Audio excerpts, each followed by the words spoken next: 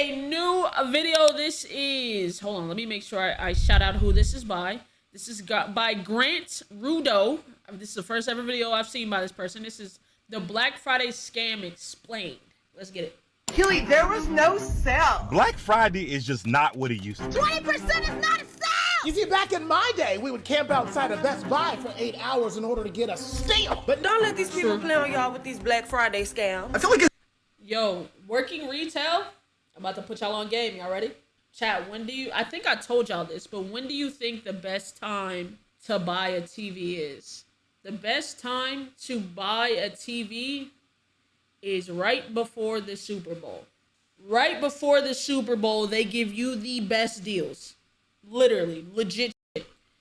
Right before the Super Bowl. Right before. Those are the best. Black Friday ain't got shit on a Super Bowl deal. I'm telling you.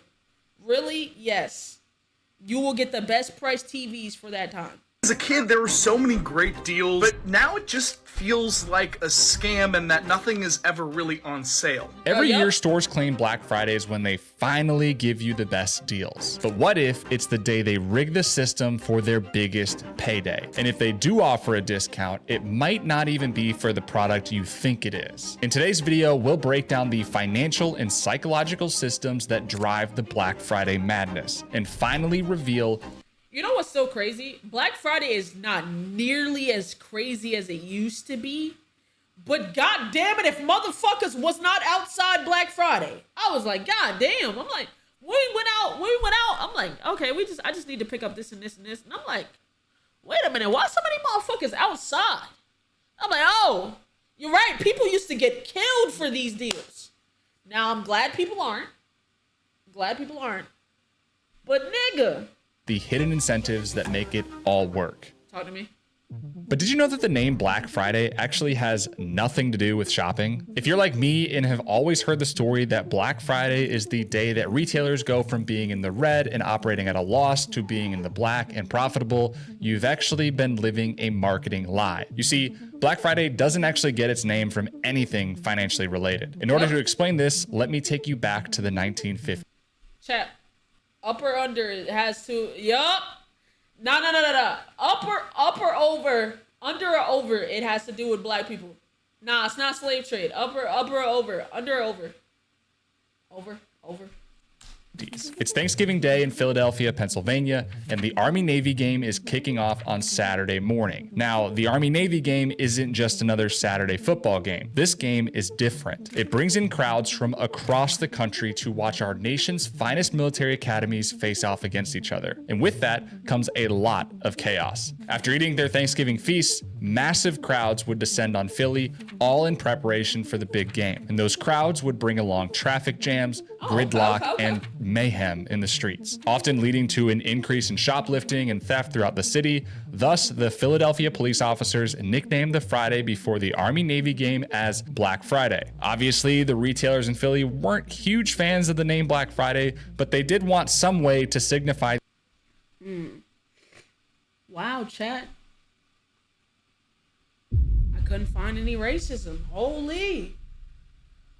I'm so, like, chat, y'all don't understand how surprised I am. I'm literally, bro, 95% of the time, anything tradition-wise that has to do with this country, it has some tied to racism with it. This is very surprising. At least something wasn't racist. Something. Thank God.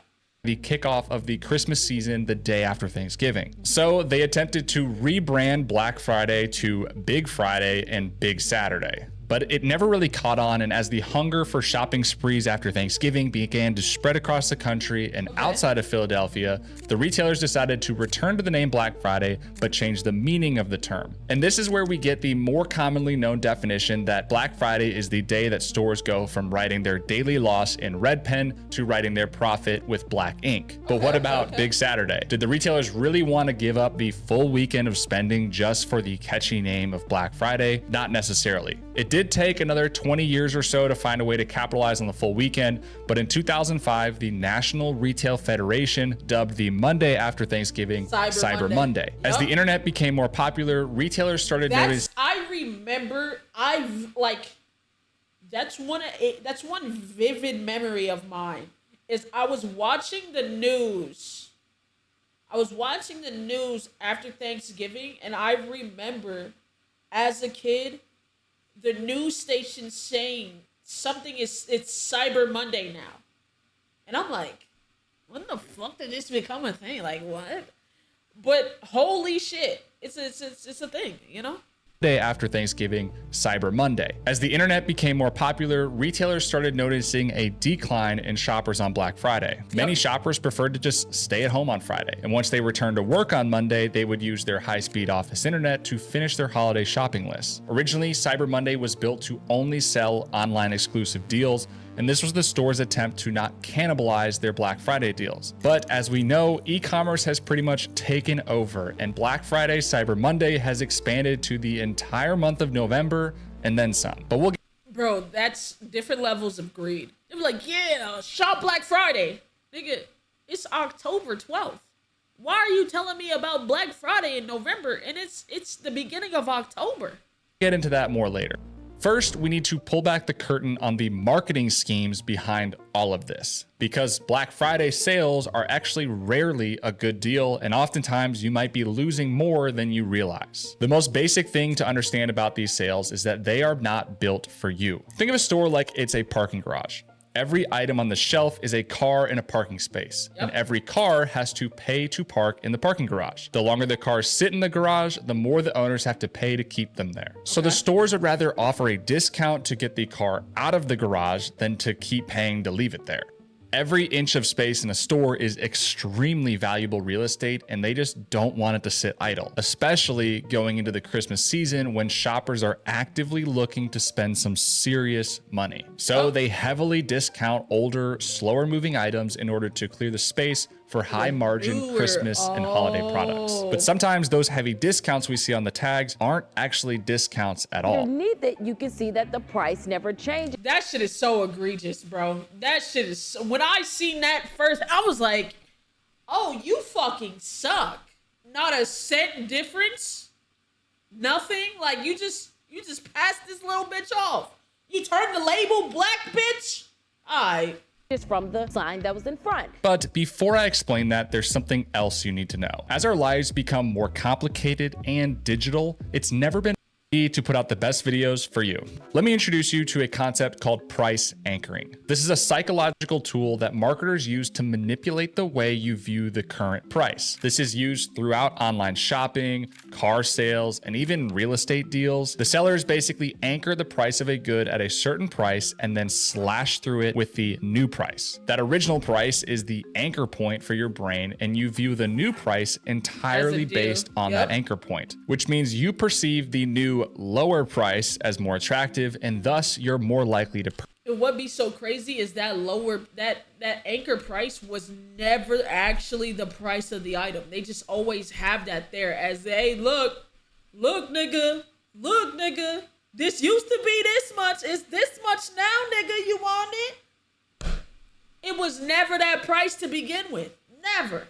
Purchase. But on Black Friday, the stores will play two games with your brain. Number one, the markup game. Take a look around the stores you go in throughout October and November leading up to Black Friday. If you're paying close attention, you'll notice that certain items throughout the store will slowly increase in price. It's usually not by much because they obviously don't want you to notice, but over the course of a few weeks or months, they can inch the price up just enough so that when Black Friday rolls around, they can slash through it, marking it back down to the original price and convincing you that you're getting a good deal. But in reality, you're paying the same price you would have in July. Now, this isn't as much of a problem now because of all the price tracking tools that are available, but it's still something to be aware of, and you should always double check with a tracker to make sure you're not getting taken advantage of. The second game stores like to play is the Black Friday special. These are the end cap items or stacks of TVs all lit up and waiting at the door labeled one-time Black Friday specials. They look just like their normal related products, but these ones are special. Usually they'll have massive discounts and look like a complete steal compared to the rest of the store. And these are the items you usually see people throwing fists over. But what the stores don't want you to know is that these are not special in a good way. You see, these specials are typically downgraded, cheaper versions of the real thing. TVs are the best example of this. Many times, TV manufacturers will build Black Friday models of their more popular TVs in order to drive a buying frenzy. Wow, I didn't know that. They making special TVs for Black Friday with cheaper parts.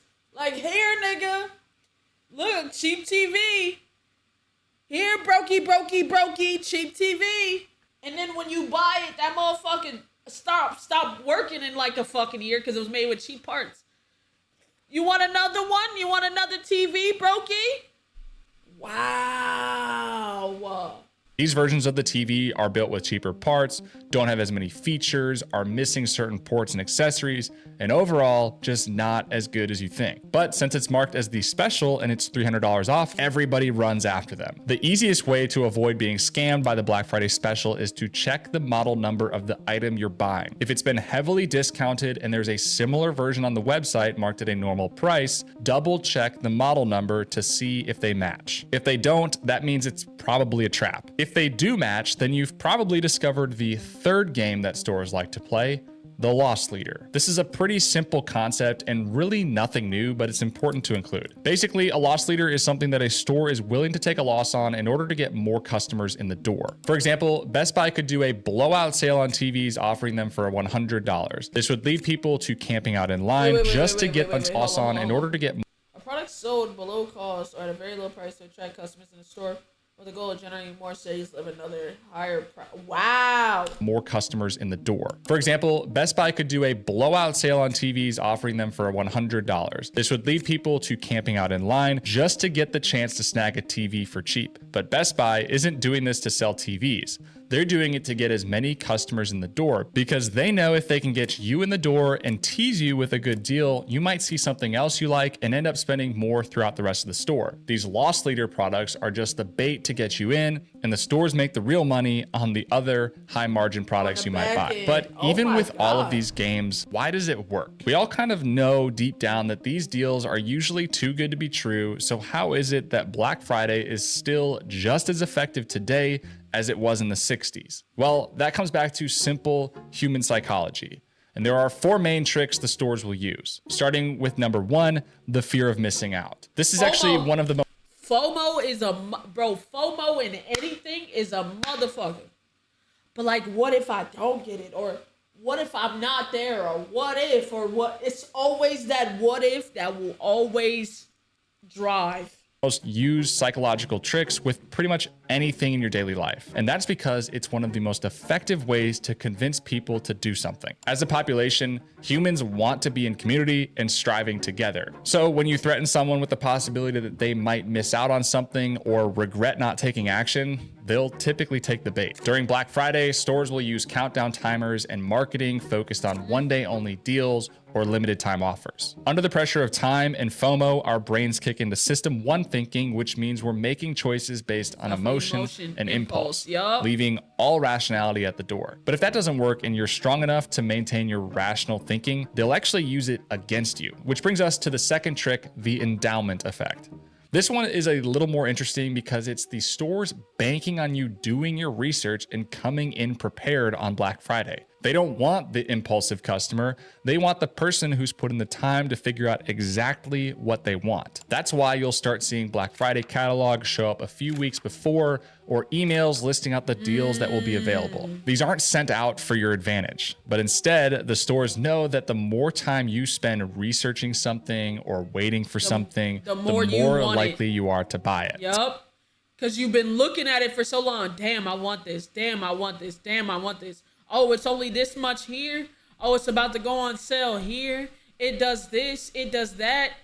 Damn. yo. Kind of like sunk cost theory plus a dopamine rush. We spent all this time double checking that this is exactly what we want, and our dopamine levels increase with the anticipation that you're going to get it. So when Black Friday rolls around, the stores know you'll not only buy the thing you've been eyeing, but you might also pick up a couple of accessories or For things to that go item. with it because you've already started the momentum of buying. So what's another $20 here and $40 there? Going along with the time you spend researching, the stores are also working on trick number 3, decision fatigue. This is pretty much just what it sounds like. Black Friday and Cyber Monday are no longer just 2 days on the calendar. They've stretched to encompass the whole month of November and even into October for some brands. The longer sales were originally due to customer demand because people wanted better deals for longer. But this increase in length wasn't just for operations. It also feeds the beast. The more messages we see, the more discounts we notice, the less energy we have to rationally evaluate every single one, which means you're more likely to make an irrational purchase